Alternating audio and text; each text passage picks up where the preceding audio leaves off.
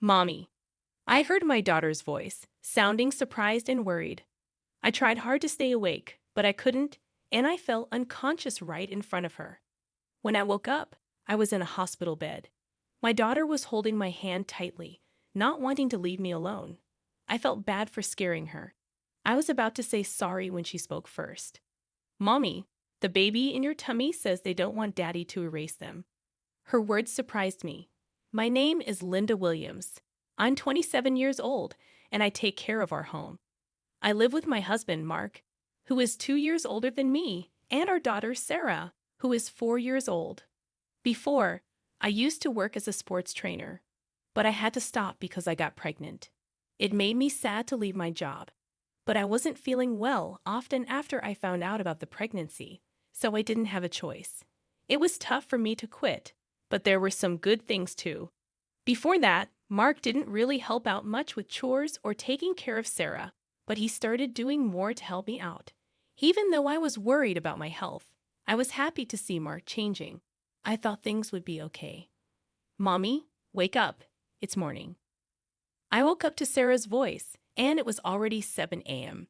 Sarah's daycare bus comes at 7:30 a.m., so I got up quickly. Oh no, Sarah, we have to get ready fast. What happened? We slept too late. If we don't hurry, we'll miss the bus. While brushing my teeth, I worried that Sarah might get confused. When I left the room, I realized I hadn't seen Mark anywhere. He usually leaves by 7:15 a.m., so he should still be at home. Maybe he's downstairs having breakfast.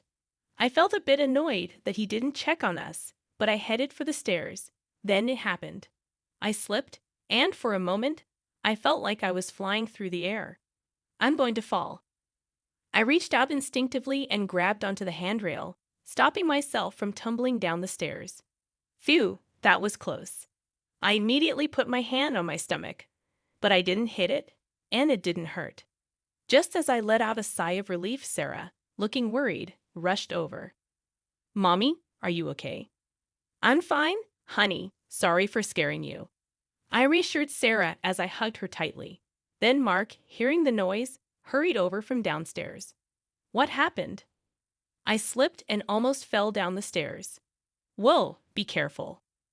I'm sorry, but it felt like the floor was really slippery and… Wait a minute. I noticed that the floor looked cleaner than usual.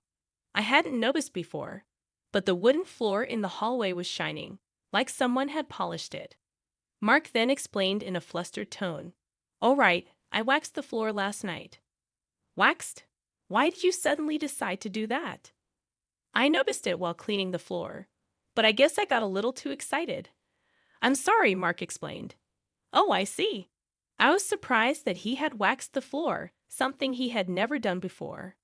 But lately, he had been helping out a lot more with chores around the house. So maybe he was starting to notice the little things. Once men start paying attention to details, they just can't stop, can they? Even though it seemed a bit strange, I decided not to worry about it. A few days later, on a Sunday, Mark had to work, so I took Sarah to the park by ourselves. Before, I used to run around and play with Sarah, but I couldn't do that now. I watched Sarah happily playing on the swing, with a water bottle Mark had prepared for me in my hand. Who would have thought that Mark would start preparing things like a water bottle for me? When Sarah was born, Mark wasn't interested in anything at home. It still makes me emotional when I think about it.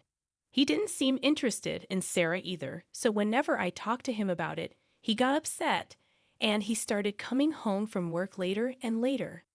The fact that he now prepares a water bottle for me is still surprising, but it makes me really happy.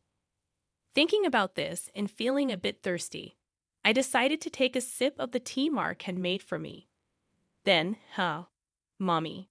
Sarah called out suddenly. After drinking about a quarter of the bottle, I suddenly felt dizzy and started to feel unsteady on my feet. I held onto the swing's fence for support, but even then, I could feel myself getting weaker, and it was hard to stay standing. Mommy, what's happening? Help, Mommy! I heard Sarah's voice, sounding surprised and worried. I tried my best to stay conscious, knowing that if I fainted, Sarah would be left alone. But despite my efforts, I collapsed while shielding my stomach. When I woke up, The first thing I saw was the bright white ceiling above me. I felt disoriented for a moment, but then I noticed the smell of disinfectant and saw a nurse approaching, asking, "Are you okay?" It dawned on me that I was in a hospital, and then I thought of Sarah. "Excuse me, do you know where my daughter is?" She was with me when I passed out. I asked the nurse as I sat up. She nodded understandingly and reassured me with a smile. "She came to the hospital with you in an ambulance. She should be with your husband now." My husband. He left work early to come here. He arrived a little while ago. He's such a caring husband, the nurse informed me before leaving the room to call them. Feeling relieved that Sarah wasn't alone, my head started spinning again, and I collapsed back onto the bed. Why did I faint when there were no issues during my previous prenatal checkups? Was it because I moved around too much, or did I eat something bad? As these thoughts raced through my mind, I suddenly remembered the tea from the water bottle that I had drunk just before I fainted. Come to think of it, that tea, just as I pondered this, the door opened and the nurse, a doctor, Mark, and Sarah entered. "Mommy," Sarah exclaimed with relief. "Sarah, I'm so glad you're here. I'm sorry for leaving you alone," I said, relieved to see her. "I'm okay. But what about Mommy? Are you okay, Mommy?" Sarah asked, sounding worried. "Yeah, I'm feeling better now," I reassured her, patting her head as she rushed over to me. The doctor smiled beside me. In the end, the doctor decided that I needed to stay in the hospital for 2 or 3 days. After they finished examining me, both the doctor and the nurse left the room. Mark said, "I'll go get a drink," and he left too. In the hospital room, it was just me and Sarah. Then Sarah seemed a bit uneasy, like she wanted to say something. "What's on your mind, Sarah?" I asked. "Mommy, can you promise not to tell Daddy a secret?" Sure, but why?" I was curious, but I agreed, and Sarah leaned in closer to me with a serious expression. "The baby says they don't want Daddy to make them disappear." Huh? I was momentarily stunned, unable to comprehend what Sarah was trying to say. Sarah then looked a bit frustrated and spoke louder. "The baby says Daddy's being mean, and the tea in the water bottle." Her words caught me off guard. I had also noticed an odd bitterness in the tea from the water bottle. When I drank it, I thought maybe Mark had bought a different kind of tea, so I didn't think much of it at the time. But now, thinking back, I felt a wave of dizziness right after drinking that tea. A small part of me wondered if there was a connection to my fainting spell. "But what does it mean?" the baby is saying. "Hey, Sarah. Sorry I took so long. The cafeteria was busy." Mark interrupted as he walked back into the room. I was so surprised by his sudden appearance that I couldn't bring myself to ask Sarah further about what she meant. Sarah seemed uncomfortable and buried her face in the bed. "Is everything okay?"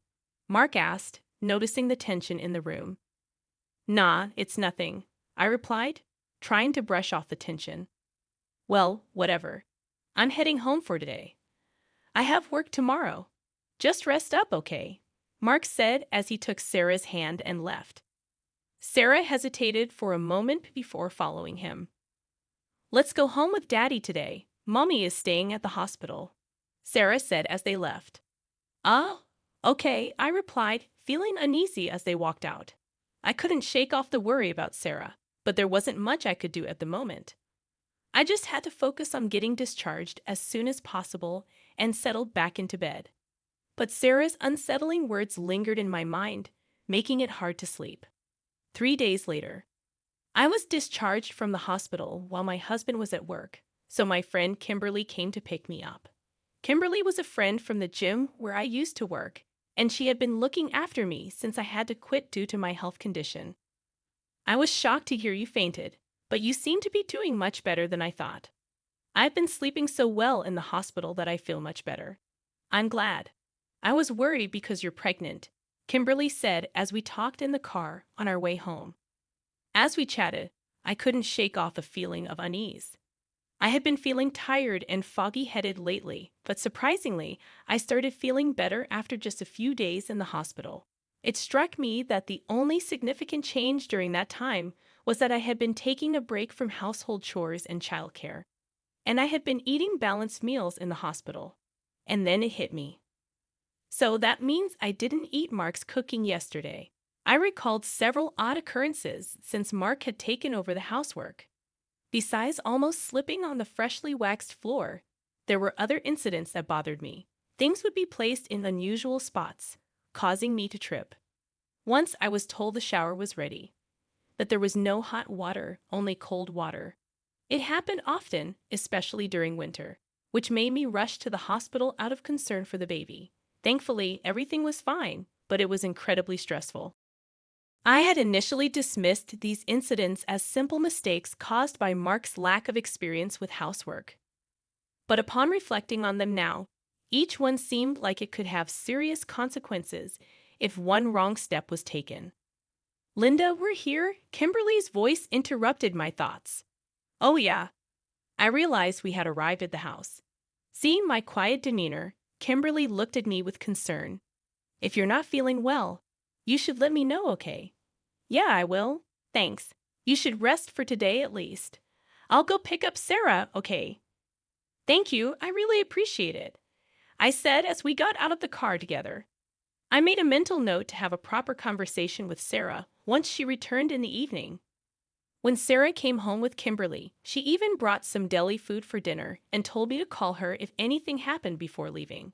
She was like a superhero, and I couldn't help but feel grateful.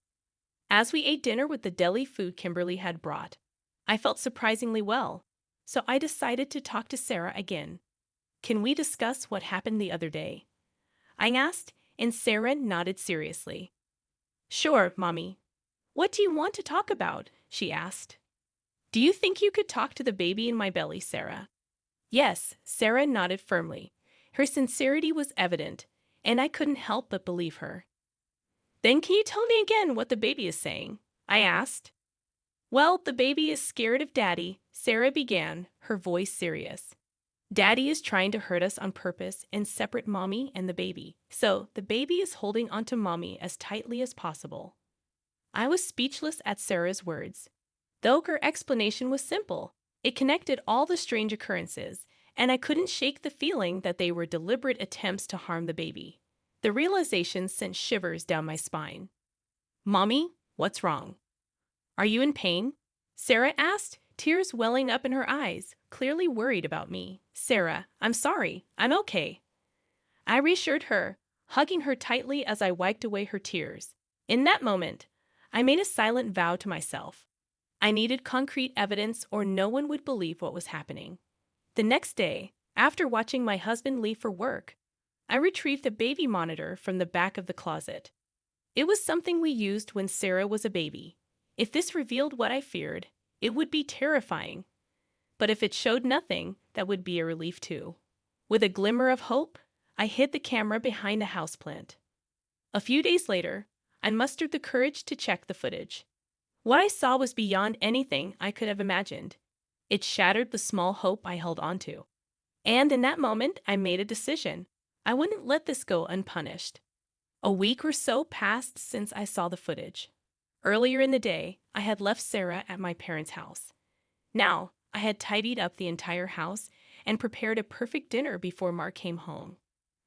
Mark finally arrived and was surprised to see the elaborate meal set on the table. "What's going on?" "I could have made dinner." "I can't let you do anything dangerous anymore," I said firmly. "Huh? What do you mean?" Mark asked, a hint of caution in his eyes. "I mean exactly what I said. What have you been feeding your pregnant wife all this time?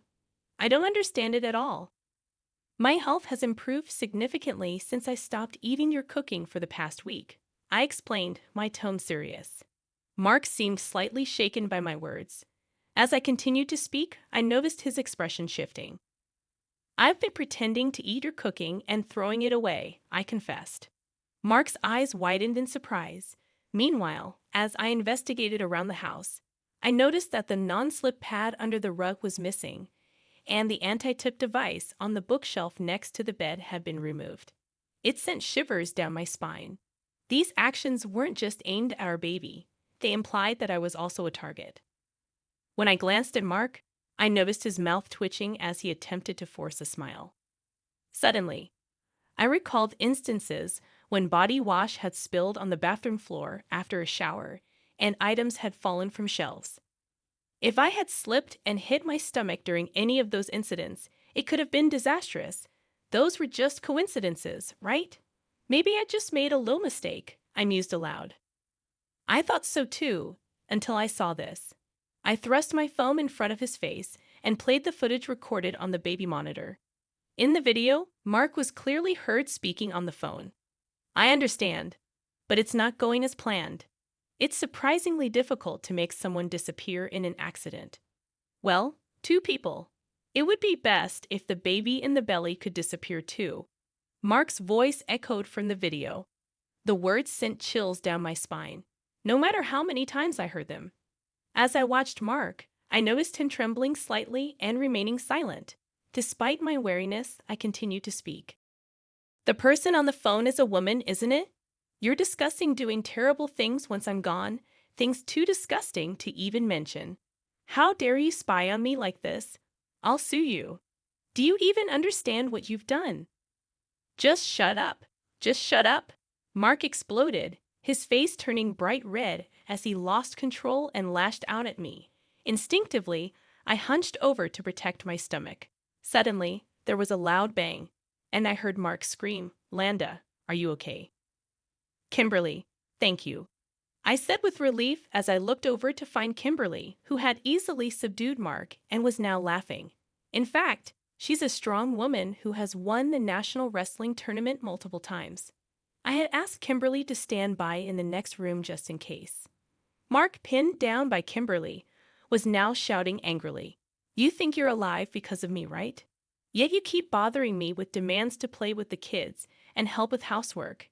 If you all would just disappear, I could live freely. Just get lost, for my sake, you idiot." "So, that's what you think. But thank you, huh? Actually, you just helped me a lot by self-destructing," I said calmly, thrusting my phone, which was on a call with 911, in front of Mark. I had put it on call mode earlier, so all of Mark's words had been recorded and sent directly to the police. "Please, not the cops," Mark pleaded, struggling to escape Kimberly's grip, but she held him firmly in place. "I'm sorry, I was wrong, please. I apologize, forgive me." Mark continued to beg, but it was too late for apologies. "That's not something you can get away with just by apologizing. What you were about to do." "Don't say such things," Mark interrupted, thrashing around. Suddenly, the sound of several footsteps and a voice saying, "We're coming in" echoed, and police officers entered through the unlocked door. In no time, Mark was taken away. Even as he was being escorted out, he pathetically clung to me, pleading for help. A subsequent investigation uncovered Mark and his mistress's sinister plan. Their objective was to eliminate me, who stood in their way, so they could be together. Even if they failed to get rid of me, they planned to fabricate a story about the loss of our child due to my carelessness, leading to divorce. Moreover, they hoped to blame me for the incident to claim compensation during the divorce proceedings. The audacity of their scheme leaves me speechless. Even now, the thought of what could have happened if I hadn't noticed anything sends chills down my spine. "Mommy, the baby is happy. She says she can always be by your side," Sarah said as soon as I picked her up. "Yes, I'm so glad. It's all thanks to you," I said, thanking my daughter from the bottom of my heart as tears of relief flowed. "Mommy, why are you crying?" "The baby is looking forward to meeting you." "I'm also very excited," Sarah said, noticing my tears. A month after Mark's arrest, our divorce was finalized. A few months later, with Matt by my side, I gave birth to a healthy baby girl. Sarah was overjoyed to meet her little sister and has since become a very reliable big sister.